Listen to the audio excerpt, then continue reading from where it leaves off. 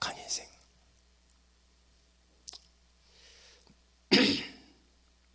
여러분, 이 성경에 나오는 인물 가운데서 아주 싸움에 능하고 강한 사람, 용기 있는 사람을 들라면 누구 생각합니까? 창세기에 보니까 이 특이한 사냥꾼 니므롯이라는 사람이 나오고요. 거기에 특이한 사냥꾼이라고 나오면서 최초의 영걸이다 이런 말이 나옵니다. 영걸. 또 우리가 한번 성경을 보게 되면 이 골리앗 생각할 수 있습니다. 여러분, 골리앗이라고 하는 사람, 이게 보통 사람이 아니죠. 키가 얼마라고 나옵니까? 6규빗 한 뼘이라고 나옵니다. 이 규빗이라고 하는 것은 이 팔꿈치에서부터 오른손가락 끄트머리까지가 한 규빗이거든요. 보통 이스라엘 사람들은 45cm로 칩니다. 물론 어느 나라는 50cm로 치기도 하고 하지만 아무튼 성경에 나오는 그 규빗은 보통 45cm예요. 그러면 여러분 6규빗 하면은 이게 2m 70이고요. 거기다 한 뼘이 더 하니까 한 뼘은 엄지손가락에서 새끼손가락까지 뼘 아닙니까? 보통 이게 22.5cm로 칩니다. 그러니까 이 골리앗의 신장은 어림잡아도 2m 90cm가 넘습니다. 거대한 사람이죠. 거기에다가 창을 가졌는데 창이 배틀째 같고 그 창 틀만 600세겔, 세겔도 이게 10g이니까 6kg 나가고, 이 골리앗이 입은 그 갑옷 무게가 5,000세겔이라고 했습니다. 50kg인 거예요. 갑옷만 50kg. 그러니까 얼마나 장대한지 알 수가 있습니다. 그래서 이 골리앗이 지금 이스라엘 백성들 그 앞에 나와서, 군대 앞에 나와서, 야, 너희 가운데 한 사람을 택해서 나와 싸우게 하자. 너희가 이기면 우리가 너희 종이 되고 내가 이기면 너희가 우리 종이 되자. 그렇게 몇 날을 했는데 이 이스라엘 가운데서요 한 사람도 나간 사람이 없습니다. 왜? 나가면 뻔하게 죽으니까 나갈 수가 없었습니다. 그런데 그렇게 강한 이 골리앗을 누가 죽였습니까? 다윗이 죽인 거예요. 그러니까 다윗이 사실은 더 강하고 용감한 사람이죠. 그렇게 백성들이 다 숨을 쥐고 있을 적에 이 다윗이 가서 보니까 이게 안 되겠거든요. 그래서 사울 앞에 나가서 내가 나가겠습니다. 그런 거예요. 그러니까 사울이 보니까 아직도 소년이지 않습니까? 너는 나가서 싸울 수가 없으니 너는 소년이고 저 사람은 어릴 때부터 용사라. 그랬습니다. 그럴 때 이 다윗이 사울 앞에서 이렇게 말하잖아요. 내가 내 아버지 양을 칠 때에 사자나 곰이 와서 새끼를 움키면 내가 따라가서 그것을 치고 그 입에서 새끼를 빼앗습니다. 만일에 그때 사자나 곰이 돌이켜서 나를 해하려고 하면 내가 그 수염을 잡고 쳐 죽였습니다. 내가 사자나 곰도 쳐 죽였은즉 저 블레 사람도 이길 수가 있습니다. 하나님이 여호와가 사자나 곰의 발톱에서 나를 구했기 때문에 하나님이 저 사람에게서 구할 것입니다. 그 말을 듣고 사울이 허락하죠. 가라, 여호와께서 너와 함께 하시기를 원하노라. 그래서 이 다윗이 그저 매끈매끈한 돌 5개만 가지고 나갔는데요. 그거 다 쓰지 않고 딱 하나만 가지고서 그 거대한 장신, 이 칼과 창과 단창으로 나오는 그 골리앗을 향하여 물맷을 던졌는데 그 물맷돌이 골리앗의 이마에 박혔다고 그랬어요. 그래서 쫓아가서 그의 칼을 빼서 목을 뱉다고 했습니다. 대단한 사람 아닙니까? 그렇게 강한 자였습니다. 그런데 그렇게 강한 이 다윗이 시편 39편에 보니까 이렇게 고백하죠. 여호와여, 나의 종말과 나의 연한을 알게 하사 나로 나의 연약함을 알게 하소서.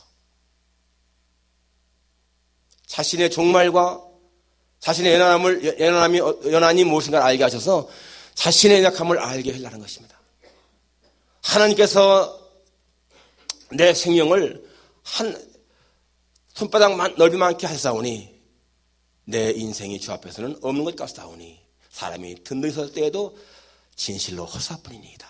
각 사람은 다 그림자가 다닙니다. 다윗이 하나님 앞에서 인생이 얼마나 연약한 것인가 고백하고 있지 않습니까? 인생은 그림자 같다라고 말합니다. 내 인생이 한 뼘밖에 안 된다. 내 삶이. 그렇기 때문에 내 인생이 하나님 앞에서는 없는 것 같습니다. 그렇게 고백합니다. 욥기서에 보니까 구덩이 같은 사람, 벌레 같은 인생이랴 그렇게 말하고 있어요. 사람과 가르쳐서 구덩이 같은 사람, 벌레 같은 인생. 이사야서 41장 14절에 보니까 너 지렁이 같은 야곱아 그렇게 하나님이 부릅니다. 인생을 향해서 지렁이 같은 야곱아. 야고보서에 뭐라고 합니까? 너의 생명이 무엇이뇨? 너희는 잠시 보이다가 없어지는 안개니라.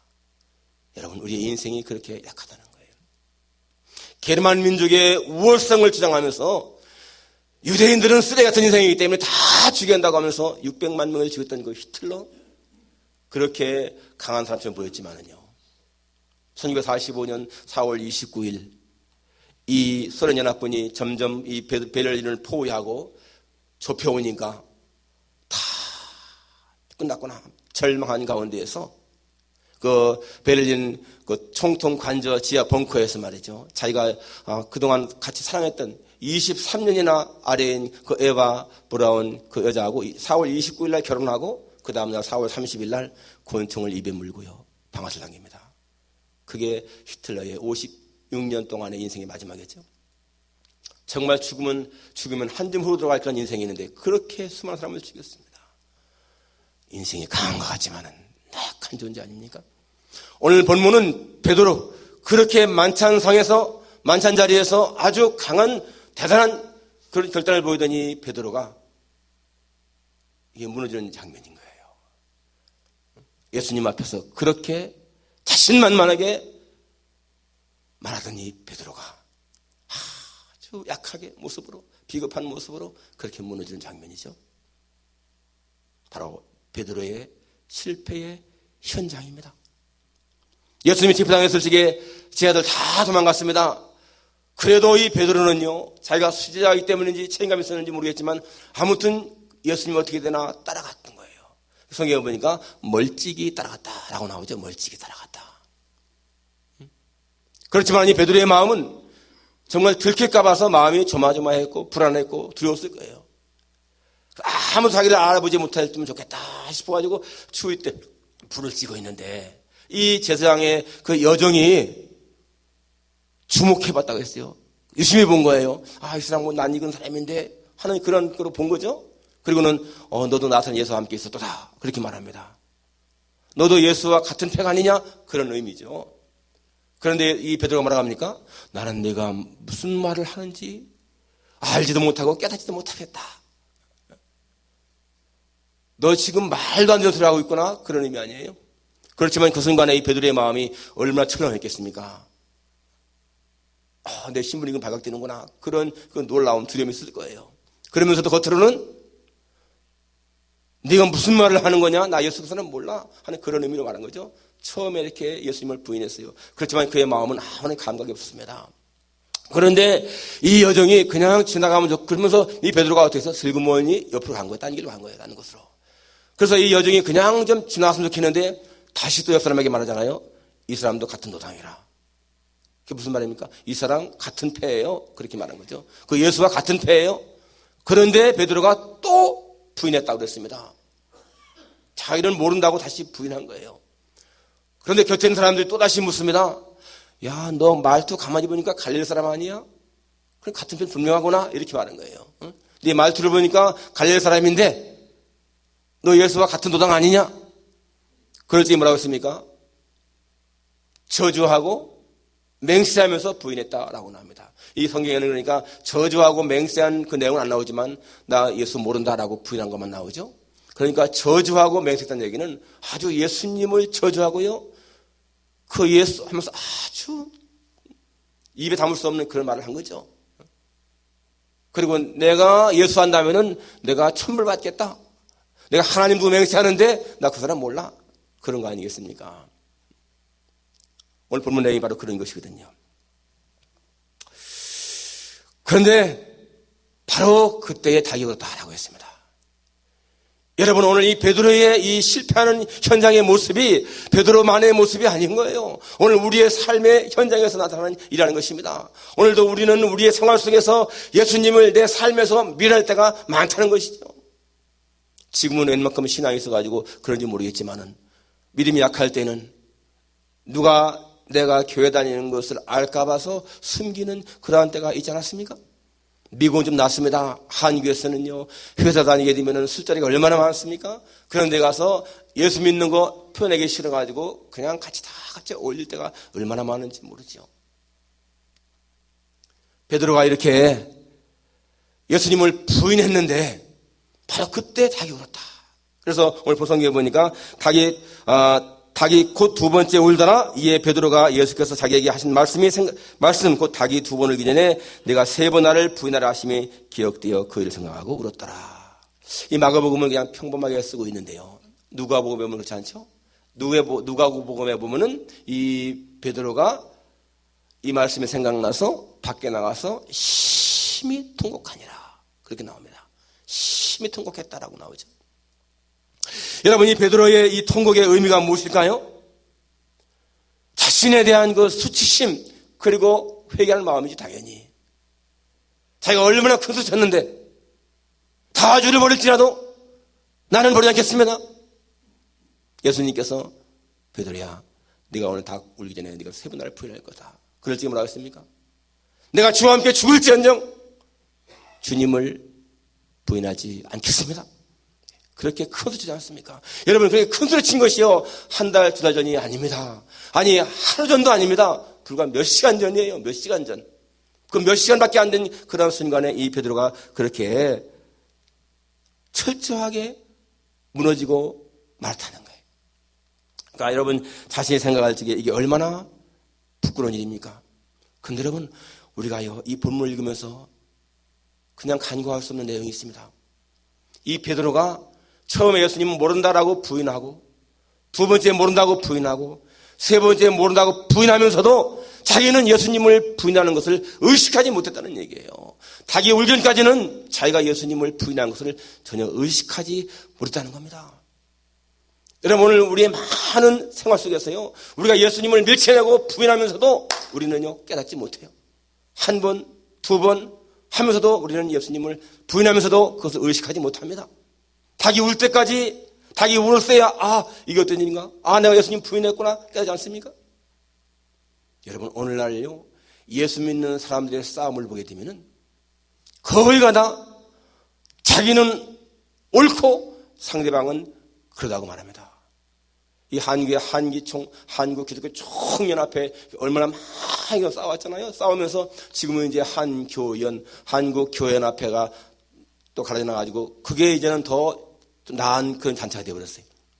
근데 서로가 싸우면서 우리는 진리의 편에 있고 당신은 불의한 편이다. 항상 그렇습니다. 여러분, 교회의 싸움이나 하여튼 간에 교회 다니는 사람들의 개인의 싸움이나 보면은요, 언제든지 자기는 진리 편에 서 있고 상대방이 불의한 거예요. 그런데 바로 그러한 순간순간들이요, 예수님을 모른다고 부인하는 것과 똑같다는 얘기입니다. 부부간에 다툼이 있고 갈등이 있을 때 마찬가지입니다. 자기는 옳고 상대방은 잘못다고 생각하는 거예요. 어떤 부인이, 예수 믿는 부인이었는데 자기 남편에 대해서 불만이 많았습니다. 내 남편은 왜 저렇게 사람이 좀 똑똑지 못할까? 세상적으로. 좀 다른 사람들은 말이죠, 부수입도 많고, 이렇게 좀 이렇게 그런 게 있는데 내 남편은 부수입도 전혀 없고. 그저 정시 퇴근, 정시 출근. 항상 아침에 일어나면 성경 읽고, 저녁에 자기 전에 성경 읽고, 기도하고, 너무너무 못되가렸고, 재미없고, 불만. 그런데 이 부인이 어느 집회에서 은혜 받고 나니까요, 그게 바뀌는 거예요. 자기 남편이 이게 부족한, 불만해야 할 그런, 불평해야 할 남편이 아니었구나. 진짜 내 남편이 진짜 1등 남편이었구나. 그걸 깨닫게 됩니다. 그런데 그렇게 처음에 불평할 때, 그땐 자기가 옳은 줄 알아요. 여러분, 우리의 생활 속에서 마찬가지입니다. 많은 경우에 우리가 얼마나 많이 넘어지는지 모릅니다. 우리의 신앙을 잘 지킨다고 다짐을 하죠. 그래, 신앙 인격을 좀 키워야 돼. 교만하지 말아야 돼. 성경에 교만한 자를 하나님 멀리하시고 겸손한 자 가까이 한다고 했으니까 정말 내 인격 좀 하나님 가까이 하는 그런 겸손한 자가 되어야 돼. 성경에도 보니까 빌립보서에 무리한지 다툼이나 허용을 하지 말고 오직 모든 일에 겸손한 마음으로 각각 자기보다 남을 낮게 여기며, 그런 말 있잖아요. 그러니까 그래, 좀 겸손해야 돼. 겸손. 그런데 말이죠, 이 겸손이라는 이 교만이라는 놈은 말이죠, 아주 슬그머니 우리 마음에 들어옵니다. 자신도 모르는 사이에요. 우리 마음에 딱 들어오는 거예요. 그래서 다른 사람이 좀 무엇인가 부족한 게 보이면은 자기도 모르게 정죄하게 되죠. 야, 어떻게 당신이 그렇게 신앙생활해? 겉으로는 말 않지만은 자기 마음속에 어떻게 그 정도밖에 안 돼? 그래도 이 정도는 해야 집사라고 하고, 이 정도는 해야 권사라고 하고, 이 정도는 해야 장로라고 할 수 있지. 당신같이 그렇게 하면 어떻게 돼? 남에 대한 멸시 마음이 들 때가 얼마나 많아요? 그리고 다른 사람의 말에 이제는 절대 내가 감정 상하게 하더라도 화는 안 내겠다. 그렇게 마음의 결심을 하다가도요, 다른 사람이 조금만 내 자존심을 딱 건드리게 되면 자신도 모르게 화가 탁 터지잖아요. 그게 우리의 연약함이거든요. 특히 부부간에도 이제는 좀 내 아내한테 잘해줘야 돼. 이 미국에 와가지고 하루도 쉬지 않고 일만 하는 이 내 아내 참 생각하면 또 가엾기도 하고 사랑스럽기도 해서 잘 대해줘야 돼 하다가도 무언가 조금 자기 마음에 안 맞으면요, 화를 펑펑 내는 거예요, 우리가. 그런데 조금만 시간 지나가게 되면은 깨달아지잖아, 또 마음에. 내가 이 정도밖에 안 되나? 내 신앙이, 내 인격이 이 정도밖에 안 되나? 하면서요, 자신에 대해 실망할 때가 있지 않습니까? 여러분 그런 걸 체험하지 않아요? 그렇게 다짐을 하는데, 결심을 하는데 자꾸만 넘어지고 깨어지는 그런 모습, 그게 있잖아요. 근데 여러분, 그러할 때라도 우리가 기억해야 할 것이 있습니다. 이 베드로가 이렇게 통곡의 과정을 거치는 것이요, 오히려 그의 신앙을 변화시키는 하나의 계기가 되는 거예요. 우리가 자신에게 실망할 때, 좌절할 때, 여러분 그러한 과정을 통해서 우리는 사람의 힘을 이루 할 수 없는 내 한계를 넘어선 그 주님을 바라볼 수가 있고 주님을 의지할 수가 있는 거예요. 그러한 체험이 없으면요, 절대 주님을 의지하지 못합니다. 여러분, 우리가 하나님을 의지하고 산다고 말을 하지만은 사실은요, 하나님 의지하는 거 가만히 따지고 보면요, 너무 작습니다. 우리는 세상을 더 많이 의지하고, 자신을 더 많이 의지하고, 돈을 더 많이 의지하고요, 내 재능, 내 능력, 내 체험, 내 경험을 더 많이 의지하고, 하나님 사랑한다고 말은 하지만은 사실은 내 자신, 내 남편, 내 아내, 내 자식을 훨씬 더 사랑합니다. 그것이 우리의 약한 거 아니겠어요? 그렇기 때문에 여러분, 자신에게 실망해 본 경험이 없는 사람은 발전이 없는 거예요. 우리가 하나님 의지한다고 아무리 고백해도 병이 들면은 의사 없이 생각을 하는 것이지, 여러분, 하나님 고친다? 덜 믿습니다. 당장 내가 무엇인가 필요하면은 사람에게 가지 하나님에게 기도하는 거 적습니다. 그러다가 정말 병원에서 당신은 불치의 병입니다, 고칠 수 없습니다, 그렇게 할 때는 믿음 있는 사람들은 절망하고 포기하게 되고요, 그래도 믿음 있는 사람은 그때서야 하나님을 붙드는 거예요. 하나님, 병원에서 포기했답니다, 하나님밖에는 고칠 수가 없습니다 하고 매달리는 거예요. 그런데 그러한 그 한계, 그런 상황을 경험하는 것이요, 우리의 신앙에 도움이라는 거죠.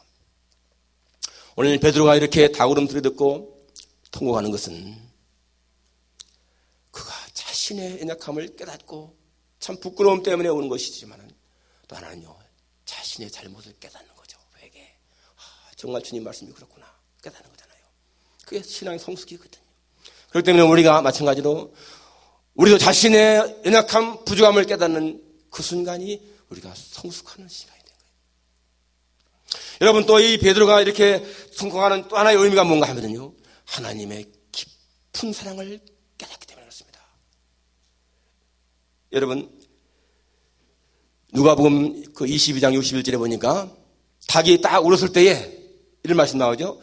예수께서 돌이켜 베드로를 보시니, 베드로가 예수께서 하신 말씀, 오늘 닭 울기 전에 내가 나를 3번 부인하리라 함이 생각나서 밖에 나가서 심히 통곡하니라, 그런 말씀이 나옵니다.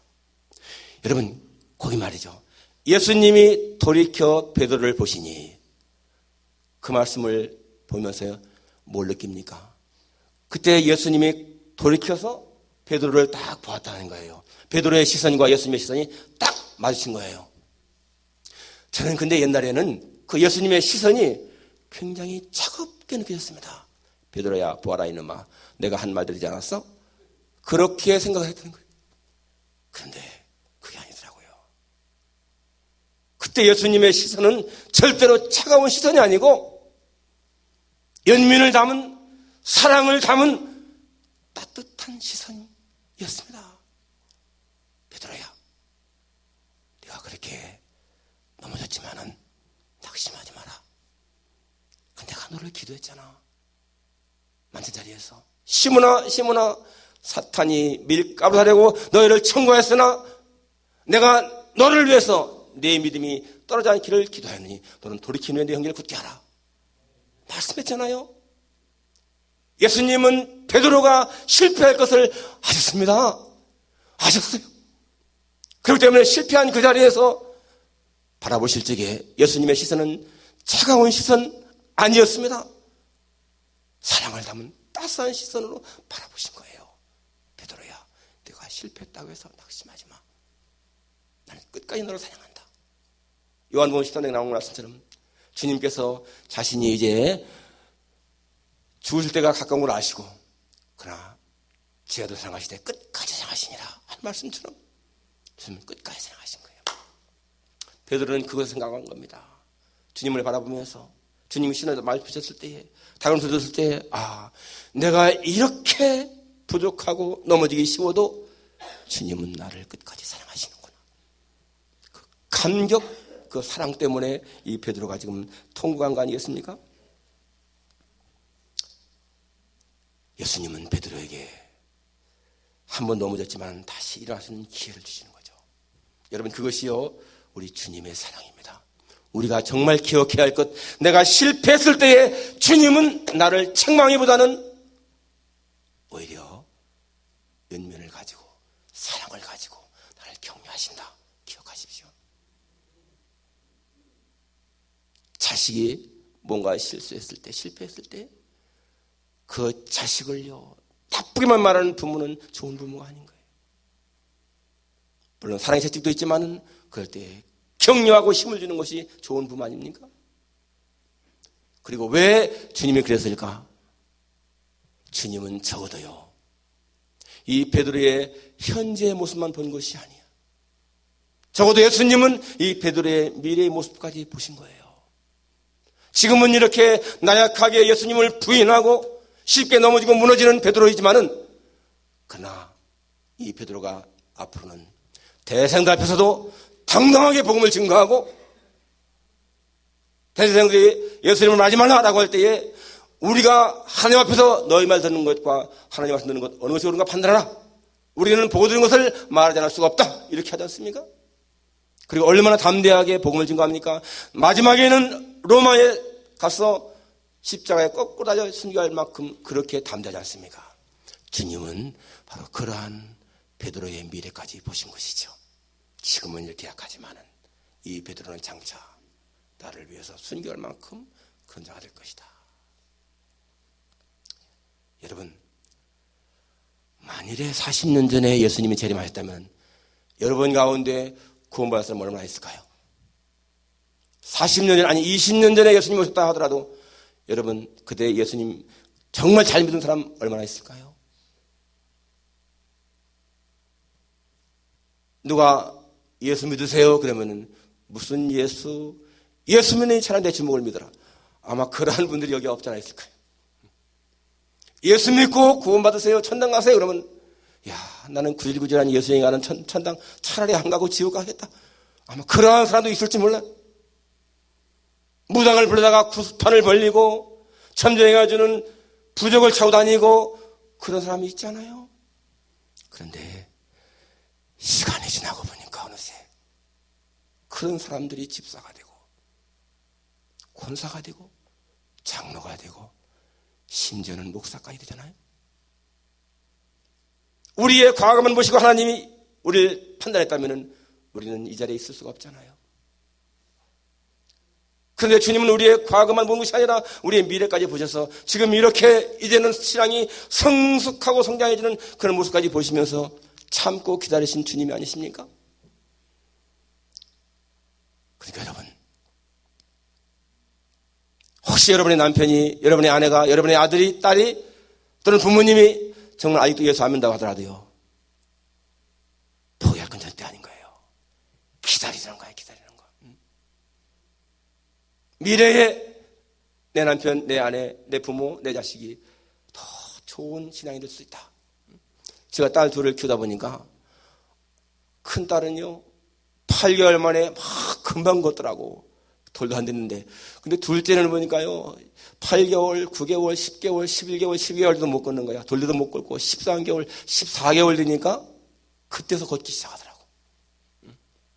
어떻게 같은 배에서 나온 아이들인데 6개월 차이가 나요. 6개월 차이가. 그런데 걷고 난 후에 보니까요 별거 아닌 똑같은 거야. 어떤 사람은 조금 더 일찍 깨닫고 예수님 믿을 수 있는 것이고, 어떤 사람은 조금 늦게 깨달아서 늦게 믿을 수 있지만은 여러분 예수님 믿으면 다 같은 거잖아요. 근데 중요한 것은 이 아이들 걸으려고 할 적에 자꾸 자고는 시도를 해야 돼. 넘어져도 다시 일어나고 걷는 그런 시도가 있어야 되는 거예요. 우리의 마음도 그렇습니다. 하나님 앞에서요 그분의 정말 그 은혜를 받는 뭐가 있어야 돼.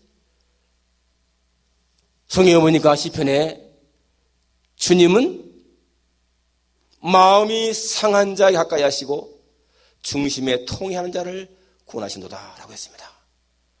마음이 상한 자, 중심에 통회하는 자를 하나님이 사랑하시고 가까이 하신다. 이 마음이 상했다라고 하는 얘기는요 더 broken hearted라고 나옵니다. 더 broken hearted, 마음이 깨어진 자라는 뜻이죠.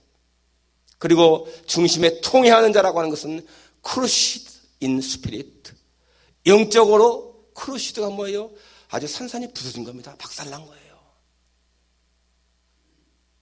그 사람이 마음이 깨어지고 그 심령이 아주 박살나서 부서진 그러한 상태, 그런 사람을 주님이 사랑하시고 가까이 하신다.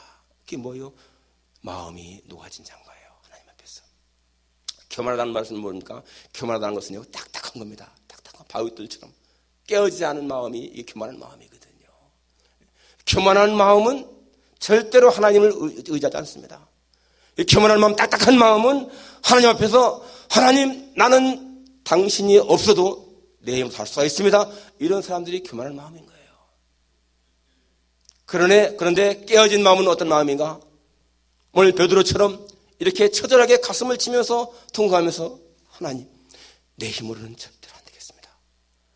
내 힘만으로는 살 수가 없습니다. 하나님 내 손을 좀 붙잡아 주십시오. 내 손을 좀 붙잡고 도와주십시오. 여러분 그러한 마음이요 깨어진 마음인 거예요. 그러한 마음, 그러한 베드로의 이 통곡의 과정을 통과했을 때에 바로 그것이 하나님이 기뻐하시는 마음인 거예요.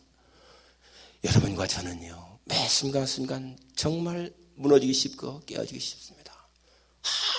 내 신앙이 좋은 것 같이 보이지만은 그러나 어느 한순간 쉽게 넘어질 때가 있고요 무너질 때가 있는 거예요. 근데 그럴 때 우리 기억해야 돼요. 우리 연약한 인생입니다. 연약한 인생. 다윗처럼 하나님이요 나의 종말과 내 연한의 어떠함을 알게 하사 나로 나의 연약함을 알게 하소서. 그런 고백이 필요하죠. 하나님 나는 강한 자가 아닙니다. 나는 약한 자입니다. 그런데 여러분 그렇게 자기 약함을 고백할 때에 주님은 우리를 강하게 하시거든요. 사도 바울이 자기 욕심이 하기 때문에 기도할 때 하나님이 제가 저거 해주십시오 라고 기도할 때 하나님은 듣지 않으시고 뭐라고 합니까? 내 은혜가 내게 족하도다. 이는 내 능력이 약한 데서 오히려 온전해짐이라 라고 했습니다. 연약한 인생을 깨달은 사람은요 하나님이 그 연약한 가운데서 강함을 주시기 때문에 능력 있는 삶을 살 수가 있는 것이에요. 그러나 자신의 연약함을 알지 못하고 나는 강하다라고 생각하는 사람은 하나님이 그 사람에게는 능력을 주시지 않기 때문에 그런 약한 삶을 살 수밖에 없습니다. 겉으로 볼 적에는 강하게 보이는데 내적으로 볼 적에는 약한 사람이죠. 그러나 하나님 앞에 자신의 약함을 고백하는 사람은 약하게 보이지만은 그 안에 예수님의 능력이 있기 때문에 강한 사람인 거예요. 우리는 약한 인생이지만은 우리의 능력 되시는 주님 앞에 우리의 삶을 맡기고 주님 안에서 언제나 능력 있는 삶을 살아가시기를 주님의 이름으로 축원합니다. 기도하겠습니다.